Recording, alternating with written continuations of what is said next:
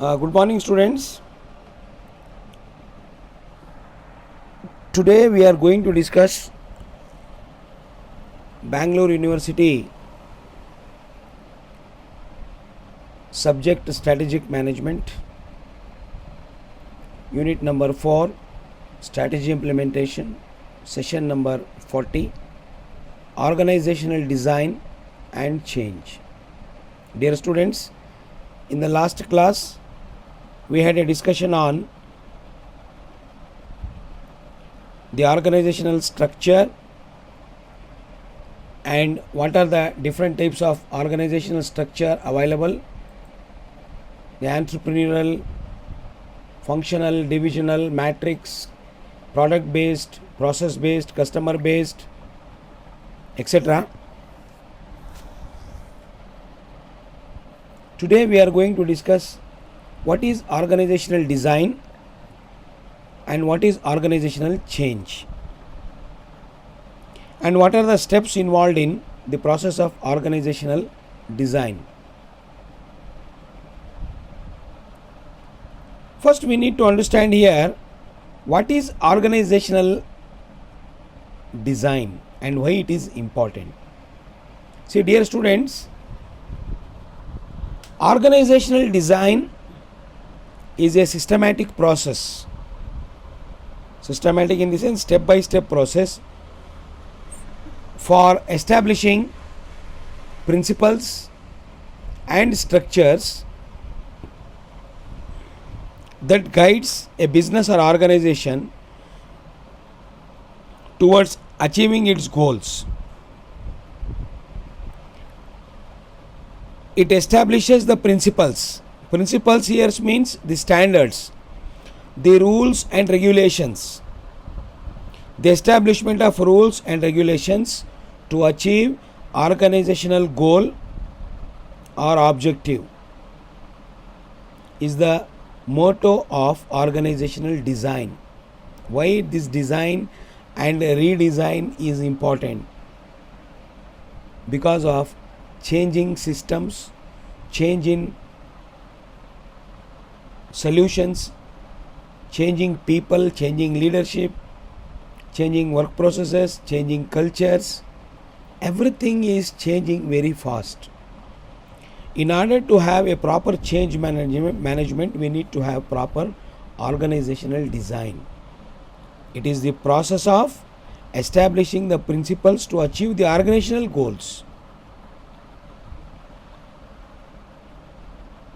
Why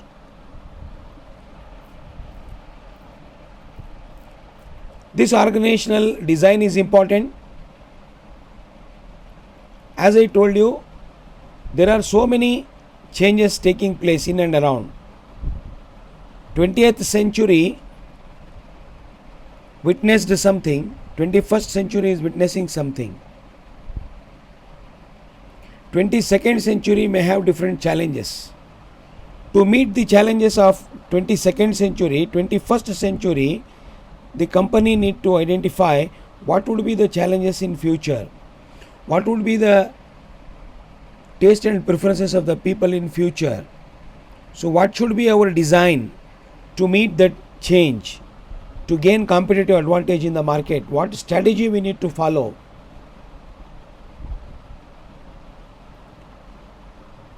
So here, successful organizations design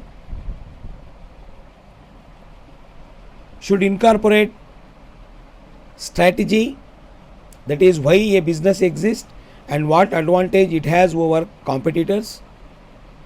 Structure, how people are organized hierarchically. Systems, the processes for submitting departmental reports, rewarding employees or allocating resources. Processes, the methods and techniques people use to get their work done. People, the type of talent that should be hired across departments.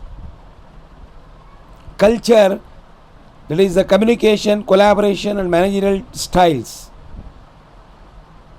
All these things reveals that If the strategy is good, structure is good, systems are good, processes are good, people are good, then the corporate culture is good. They are all the parameters and indicators of a successful organizational design when it considers all these things in designing the structure of an organization. Now let us discuss why organizational structure is important.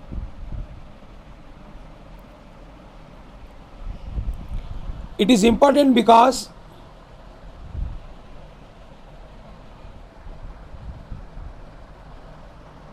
ineffective, non-existent or outdated organizational structures often lead to so many problems. Maybe less profit, maybe reduced customer satisfaction, maybe inefficient production, following of old technology, obsolete technology, rigid practices.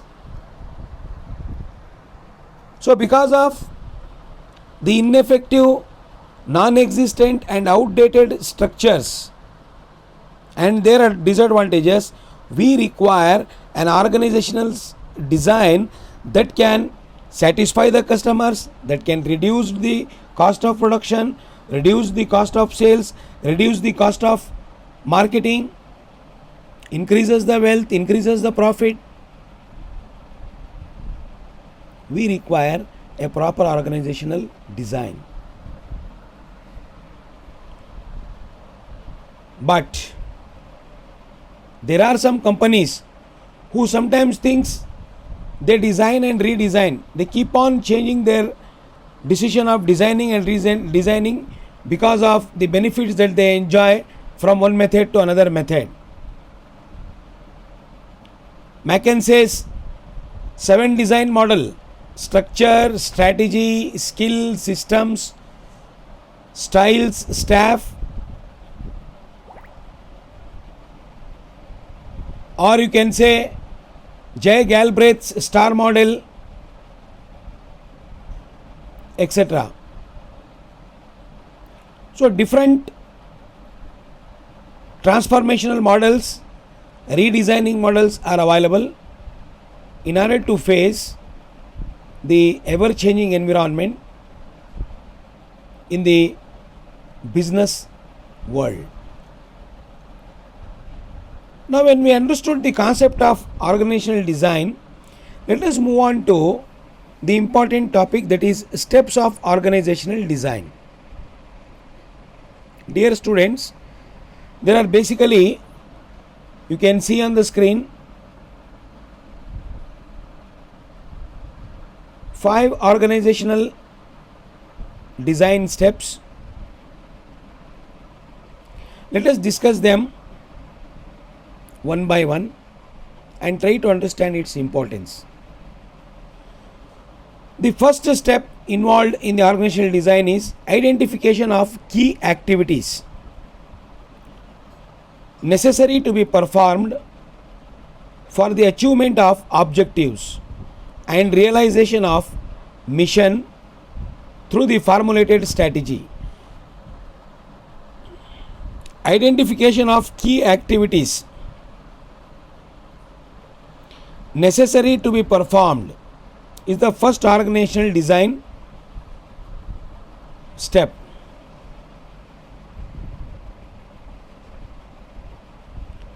Here,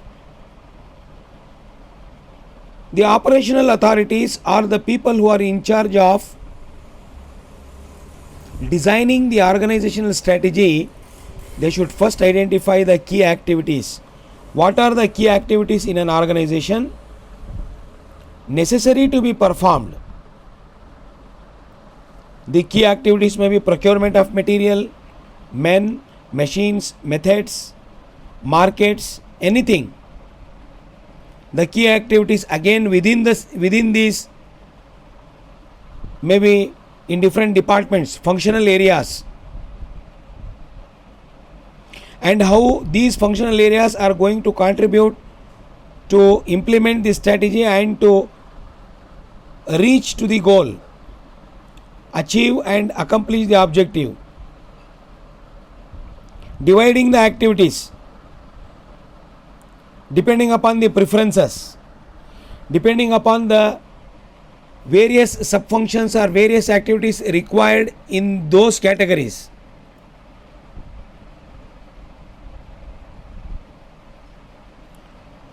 See, if the DNA is established, if something is established to be achieved, identify the supporting activities that could help in achievement of these activities. Suppose we may fix the objective as production of so and so metric tons. To reach to the production, we need procurement of material, we need usage of material, we need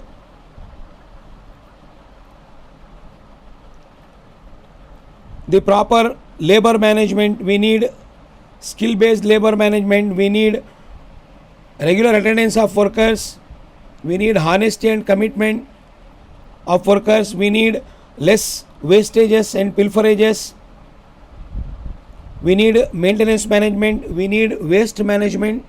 All these things we need supporting activities. So identifying the key activities necessary for a particular target to be achieved. If the key target is sales, then again supporting activities changes here. If the key activity is increasing the product line or deleting the marginal cost product, again the activities changes here. After identifying these key activities, grouping of the activities that are similar in nature. Grouping of activities that are similar in nature and need a common set of skills to be performed. It is called departmentation. In other words, departmentation, delegation. So here, depending upon the nature of similar type of work performed, departments are made. Their functions are specified. The workers are given the clear instructions as to what they should be doing.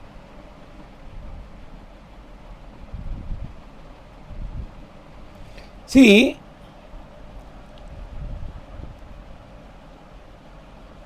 the overall organizational design is nothing but departmentation of activities, grouping of activities, assigning the authorities, assigning the responsibilities, delegation of authority, delegation of responsibility, managing proper span of control, and see to it that the organizational objective is achieved by dividing all these activities into different parameters, functions and subfunctions, and then getting the work done.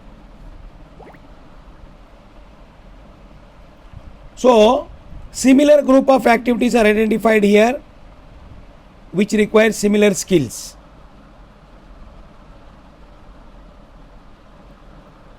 Then afterwards, choice of structure that could accommodate the different group of activities. Now we have to select a structure that can accommodate different group of activities. It could be a military structure, it could be a matrix structure, it could be a formal structure, it could be a informal structure, it could be a horizontal structure, it could be a vertical structure, it could be a product based structure, customer based structure, geographical area structure. Different types of structures are available depending upon different group of activities. Same structure cannot be applied for all types of activities. So, here identifying and selecting the alternatives of structures available for the achievement of the current objective of the organization. As I told you that hierarchical management in choice of structure matters. See, different group of activities are there. So after identifying the different group of activities, hierarchy is to be maintained. Who is who? Who is going to perform which work? Job specification, their roles, their responsibilities, their duties need to be identified. That means establishment of authority and responsibility. Who is an instructor, who is a follower? Whether the communication is downward or upward. All these things are to be analyzed in the next stage, that is choice of structure. Which structure that you are, because for a industry which manufactures and sells food products, the structure may be different. Maybe process structure. The industry which manufactures and sells the mobile electronics, electronic products, electronic gadgets, maybe the product based structure. So the company which manufactures and sells perfumes, it may adopt geographical structure. Different types of structures are available depending upon different type of activities an organization performs and different types of groups of activities it requires and going to be accommodated. Then, as I told you, next step is creation of departments, divisions, departmentalization, creating the stores or divisions to which the group of activities could be assigned.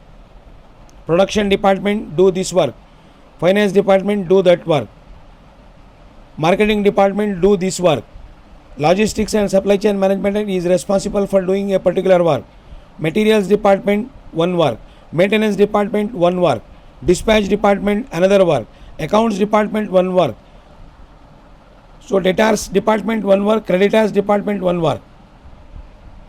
So different, dividing the overall organization into departments, and in each department assigning the authorities and responsibilities.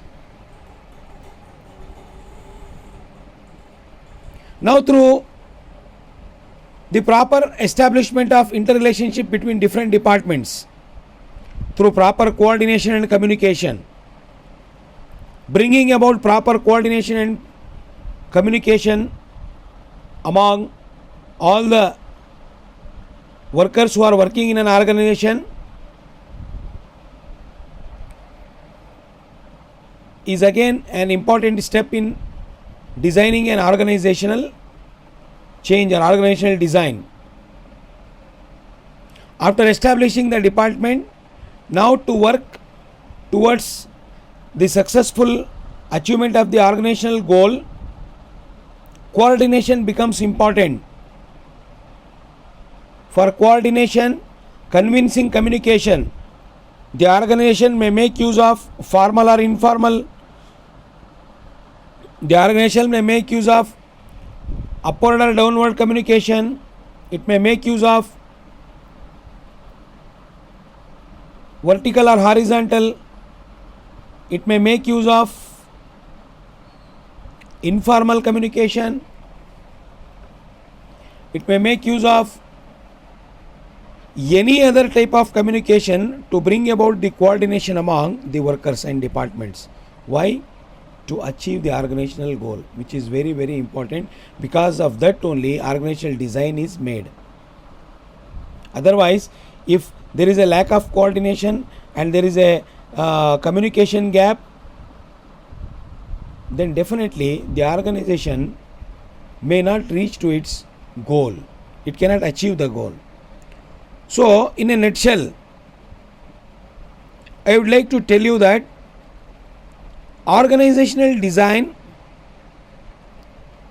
are nothing but splitting of organizational activities assigning the authority and responsibilities, converting them into departments, then coordinating all of them towards the achievement of organizational goal.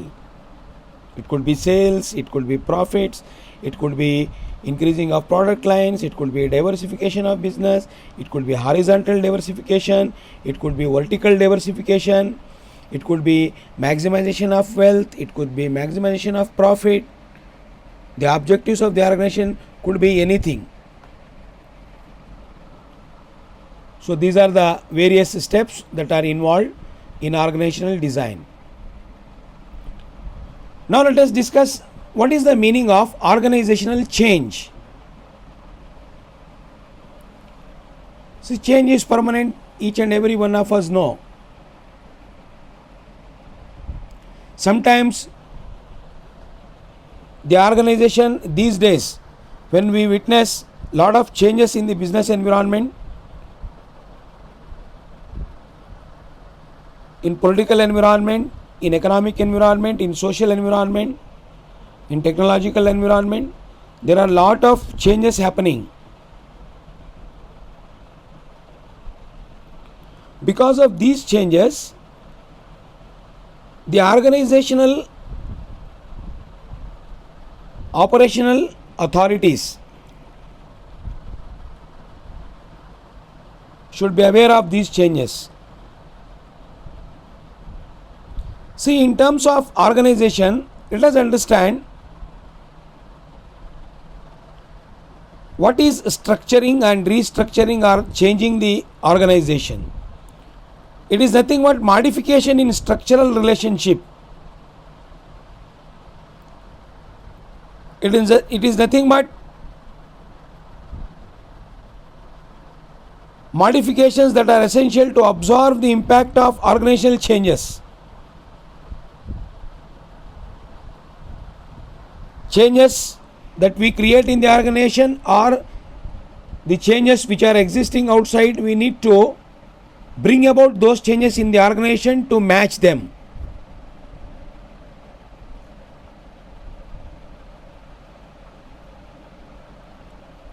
See, the choice of organizational structure leads to divisional form of structure, where a new division with a few department is created to support related product lines which are new.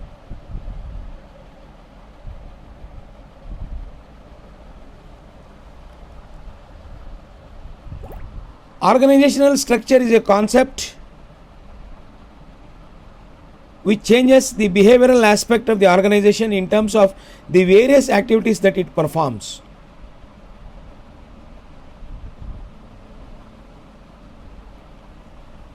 See, the organization which is doing its business for a long time in a business environment may be subject to change because of the various steps that its new employees, or because of the various things that are going in and around taking place. Looking into all these changes, maybe due to the honest and skillful workers, organization can bring lot of changes. Maybe to match our organization with that of the environment which is going in and around, we need to bring change in the working style and performance of the organization. Basically, we need to understand here, change affects the most important asset of the organization, that is the human resources. That is why organizational change or change management is very important. It is management of change, we know. Management of change, organizational change is the management of change internally and management of change to match the external environment? It's very simple to know. But what is its impact? Its impact will be maximum on the human capital. Human resources are no more human resources. Now they are capital, because they are more than capital. Skillful, knowledgeable, honest, committed, less absentee, less what is called as greedy. Human resources are capital today.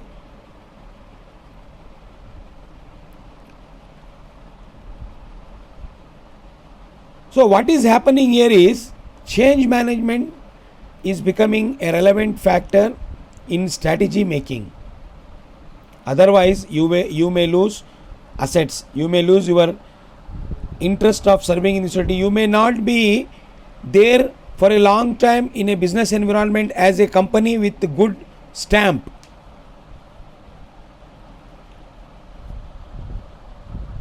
Therefore, the organization which is working in a business environment or in a society need to clearly define the change. In doing so, it need to ask itself, what do we need to change and why this change is required? And analyze the impact of these changes, how they affect. What are the impact of these changes? Who will change? Who will the change affect the most? And how will the change be received? Whether the people receive it positively or negatively, how it is going to be affected? And what is the impact of change? You can take the example of so many announcements in our country last 4 years, how those changes happened, and later on how the things coped up. Then the organization need to develop the communication strategy to reach to the interested parties for the organizational change. That is through making communication strategy. How will change be communicated? How will feedback be managed?